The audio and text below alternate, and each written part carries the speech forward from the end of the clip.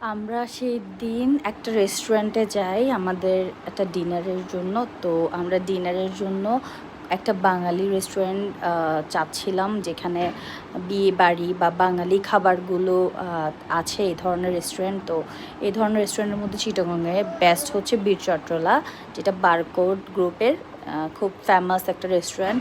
বাংলা খাবারের জন্য তারা বরাবরই খুব পপুলার ছিল, তাদের খাবারের টেস্ট অনেক ভালো।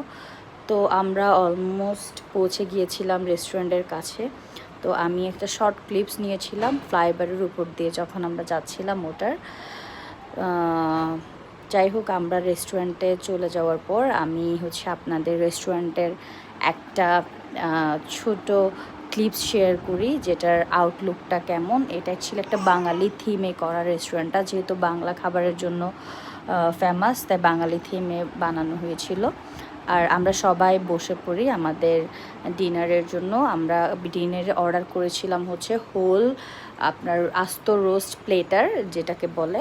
তো আস্ত রোস্ট প্লেটারের মধ্যে এখানে আমরা 5 জনের জন্য একটা প্লেটার অর্ডার করি। এখানে হোল একটা চিকেন ছিল, সাথে পাঁচ পিস আপনার আলু, 5টা ডিম ছিল।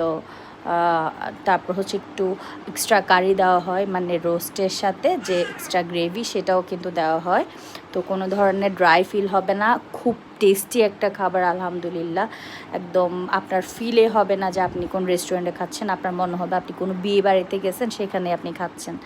এত বেশি মজা। আর আমরা ড্রিঙ্কস হিসেবে বোরহানিটা অর্ডার করি। ওদের বোরহানির টেস্ট খুব ভালো। আপনি জর্দা বলেন, বোরহানি বলেন, সবগুলো খাবারের টেস্ট 10 আউট অফ 10। আমি মাস্ট রেকমেন্ড করব, যারা যারা বীর চট্টলা ভিজিট করেন অফকোর্স ভিজিট করবেন। আর আমার ভিডিওটা পছন্দ হলে please do subscribe and like, comment, share. খুব ভালো লাগবে আপনাদের। আশা করি রেস্টুরেন্টটাতে গিয়ে ভালো থাকবে।